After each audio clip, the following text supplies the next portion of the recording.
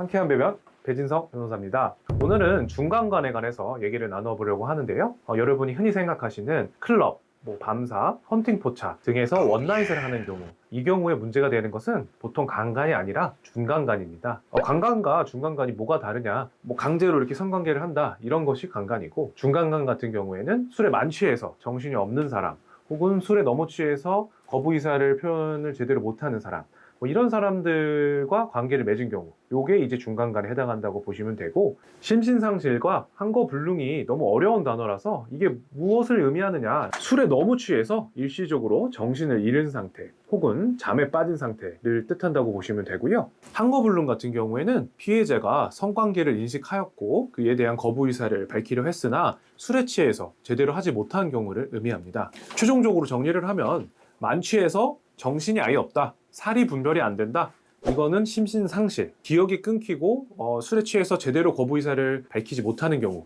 이런 경우는 한거불능, 이렇게 이해하시면 됩니다. 심신상실 같은 경우에는 아예 그냥 자기 의사가 없는 상태의 사람과 성관계를 맺은 거기 때문에 성관계를 맺은 것 자체로 중간간이 인정될 수 있고요. 한거불능 같은 경우에는 그것이 아니라 한거 의사를 밝혔으나 술에 취해서 제대로 하지 못했다라는 것이 입증이 돼야 되기 때문에 조금 더 입증이 어렵습니다. 준강간 등으로 고소를 당하신 분들이 하는 가장 큰 실수는, 이 여자분이 기억이 없다고 하니 미안하다, 잘못했다 라고 사과를 하는 경우입니다. 사실 이런 중간간 같은 경우에 객관적인 증거가 있기가 굉장히 어려운데, 여러분이 그렇게 사과하는 취지로 말을 하는 순간 중간간 혐의를 인정하는 증거로 쓰일 수가 있기 때문에 굉장히 위험하다고 생각하시면 됩니다. 중간간이 인정될 사안이 아님에도 불구하고 잘못했다, 미안하다, 사과한다, 이런 취지의 말을 해서 억울하게 성범죄자가 되시는 경우도 종종 있기 때문에, 중간간으로 인정될 사안이 아니라고 한다면 변호사를 고용하셔서 적극적으로 무혐의, 무죄 주장을 하실 필요가 있습니다.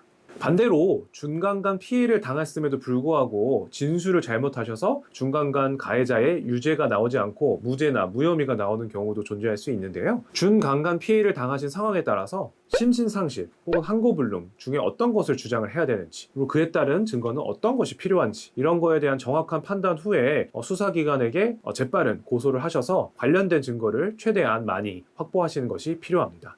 그러면은 여성한테 문자가 왔을 때 뭐라고 해야 되나요? 사실 여성분이 어떻게 문자를 보냈고 여러분이 어떻게 관계를 맺었는지 따라 달라질 수는 있지만, 기본적으로는 혐의를 인정하는 말을 하시면 안 됩니다. 어제 즐거웠어, 너무 좋았어, 어제 잘 들어갔니, 약간 이런 취지의 말을 하시는 것이 훨씬 도움이 될 것 같습니다. 상대방이 중간간 혐의를 어느 정도 인정하는 경우에는 실제 고소를 진행하시는 것도 좋지만, 고소를 진행하시기 전에 상대방과 고소전 합의를 시도하실 필요가 있을 수도 있는데요. 직접 상대방 혹은 상대방 변호사와 이런 합의를 하시는 것보다는 변호사를 고용하셔서 합의를 하시는 것이 합의서 작성이나 이런 것도 더 유리하게 될 수 있고, 합의금 자체도 금액을 높일 수 있기 때문에 변호사를 고용하시는 것을 꼭 고민해 보시기 바랍니다. 지금까지 상쾌한 배변 배진성 변호사였습니다. 감사합니다.